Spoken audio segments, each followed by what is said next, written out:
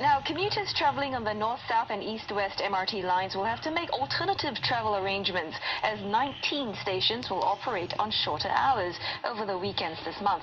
And this starts tonight. Our reporter Elizabeth New is at Tiong Bahru MRT station, and she is here to tell us more about SMRT's planned closures. Liz? Yes, well, 17 stations from Tiong Bahru to Tuas link on the east-west line and 2 stations on the north-south line, that's Bukit and Bukit Gombak, will close earlier on Fridays and Saturdays at 11 p.m. They will also open later on Saturdays and Sundays at 8 a.m. instead of the usual 5:30 a.m. There will also be full-day closures on 2 Sundays this month. That's this Sunday and next Sunday. This is to provide more time for engineering staff to carry out planned maintenance and renewal works, and about 20 to 30,000 commuters are expected to be affected by the shorter operating hours. Now at Tiong Bahru station, this is the start of where there will be no more trains headed westbound from 11 p.m. onwards. Commuters seem to be going about their travel as per normal. Perhaps it's because it's still early and there are still trains available. But for those who are deciding to head back later, they will have to make alternative arrangements.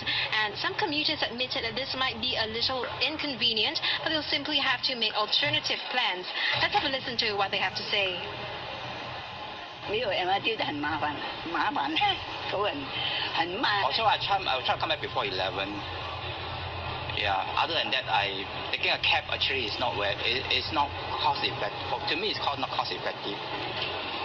If there is no MRT, then we make alternative arrangements with bus transports. Now, in its place, authorities have put parallel bus services for commuters. Now, these will run along the MRT network and on 4 different loop services. So during peak hours, the buses will come at intervals of 2 to 3 minutes, and at non-peak, they will come at intervals of 5 to 10 minutes. Now, this is not a free shuttle. Commuters will be charged based on the rail structure.